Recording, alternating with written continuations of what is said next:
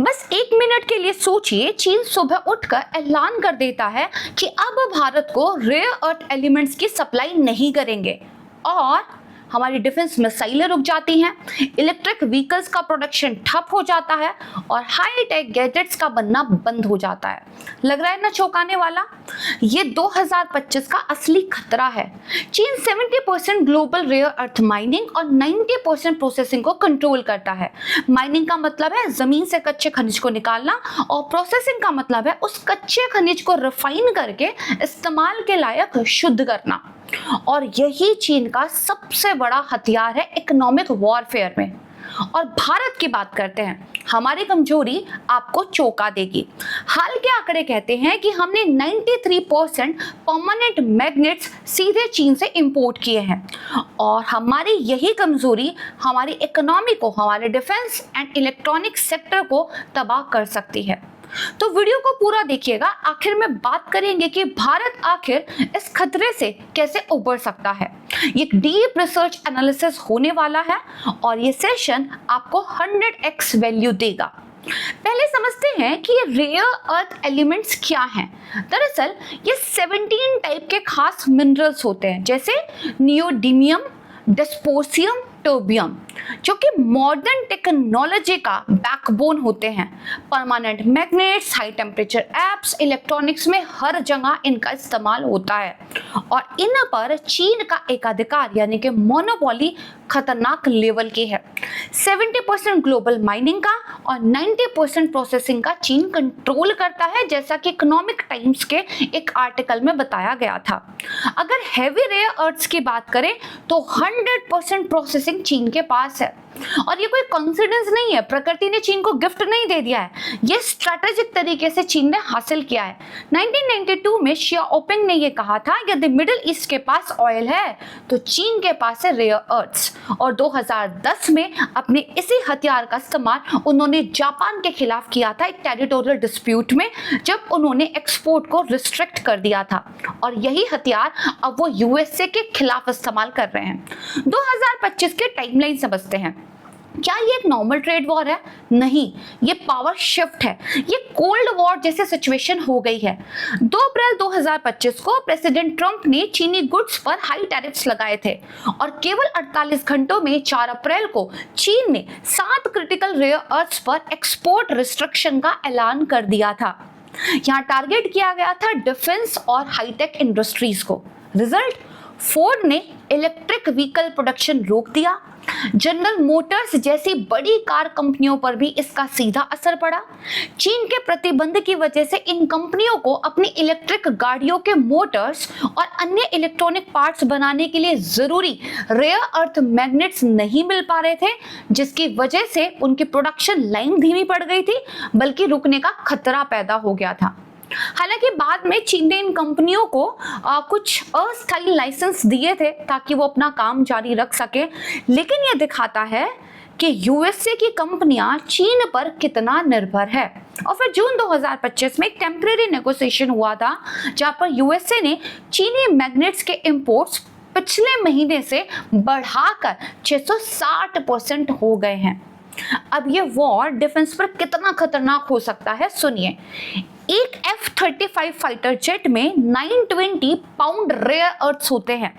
Early बर्ग destroyer America की नौसेना का सबसे महत्वपूर्ण और शक्तिशाली युद्धपोत, इसमें 5200 पाउंड रेयर अर्थ यूज होता है।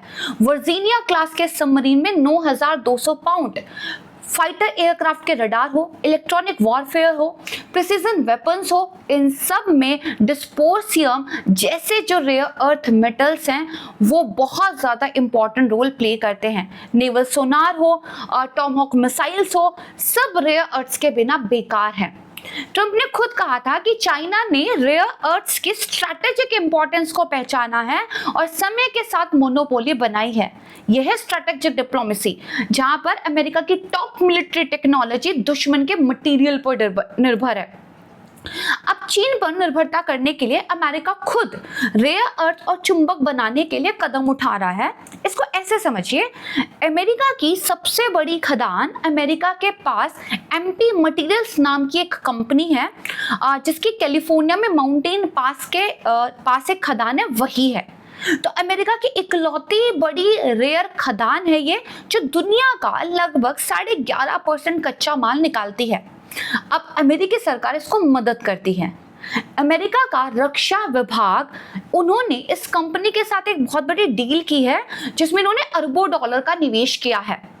उसका सीधा लक्ष्य है अमेरिका को रेयर अर्थ्स के लिए चीन पर निर्भर ना रहना पड़े। लेकिन चीन की जो सबसे बड़ी ताकत है ना, वो है उसकी सरकारी कंपनी शेंगे रिसोर्सेज, जो दुनिया भर में रेयर अर्थ पर अपना कब्जा धीरे धीरे बढ़ा रही है। इसको ऐसे समझते हैं, शेंगे रिसोर्सेज ये कंपनी चीनी सरकार के इशारों पे काम करती है और बहुत ही चालाकी से ये दुनिया भर के जो रेयर अर्थ खदान हैं उनको खरीद रही है। ये पहले अमेरिका की माउंटेन पास खदान से कच्चा माल खरीदती थी और 2025 में इस कंपनी ने ऑस्ट्रेलिया की एक कंपनी थी पीक रेयर अर्थ्स, उसको खरीद लिया, जिससे अफ्रीका के तंजानिया की एक बड़ी खदान नगुआला प्रोजेक्ट पर भी इसका कंट्रोल हो गया। और ये कंपनी भविष्य के लिए रेयर अर्थ का स्टॉक यानी कि जमाखोरी भी कर रही है और अफ्रीका में और भी ज्यादा खदानें खरीदने की कोशिश में है। यानी कि ये पूरा सोचा समझा सिस्टम है, धीरे धीरे दुनिया भर की खदानों पर अपना स्ट्रैटेजिक कंट्रोल कर लेना और साथ में कभी भी एक्सपोर्ट पर कंप्लीट बैन नहीं लगाना, नहीं तो बेचेंगे क्या। बल्कि वो क्या करते हैं, एक लाइसेंसिंग सिस्टम यहाँ पर चलाते हैं। मतलब चीन जिसको चाहता है उसको लाइसेंस के द्वारा रेयर अर्थ दे देता है और जिसे नहीं चाहता उसको मना कर देता है। यानी कि चीन एक सिलेक्टिव प्रेशर यहाँ पे बना रहा है। एक्सपर्ट्स का मानना है कि चीन इसी कंट्रोल को, इसी लेवरेज को बहुत अच्छे तरीके से जानता है, इसलिए ट्रंप उनके ऊपर चाहे 200% टैरिफ लगाने की धमकी ही क्यों ना दे दें, उन पे कोई ज्यादा असर नहीं होता, क्योंकि चीन जानता है फिलहाल अमेरिका को रेयर अर्थ की कितनी जरूरत है। अब सोचिए, जब दुनिया के सबसे बड़े ताकतवर देश का ये हाल है तो भारत कहाँ खड़ा हुआ है। हमारी पोजीशन सुपर वीक है। वित्तीय वर्ष 2025 के आंकड़े कहते हैं भारत अपने 93 परमानेंट मैग्नेट्स चीन से इंपोर्ट करता है। देखिए, भारत में जो परमानेंट मैग्नेट्स हैं यानी कि स्थायी चुंबक, उनका इस्तेमाल रक्षा क्षेत्र में मिसाइलों की गाइडेंस, रडार सिस्टम, पनडुब्बियों का पता लगाने वाले सोनार और लड़ाकू विमानों के इलेक्ट्रॉनिक सिस्टम को चलाने के लिए किया जाता है। वैसे तो हमारे पास दुनिया के 5वें सबसे बड़े रिजर्व हैं यानी कि 6.9 मिलियन टन, लेकिन हमारी जो प्रोसेसिंग कैपेसिटी है वो 0 के बराबर है। जैसे केरल के उड़ीसा में मोनाजाइट सेंट्स है जो कि बहुत अच्छा मिनरल है, लेकिन हम उसको रिफाइन नहीं कर पाते और ये डिपेंडेंसी हमारे इलेक्ट्रिक व्हीकल, रिन्यूएबल्स, डिफेंस को रिस्क में डाल देती है।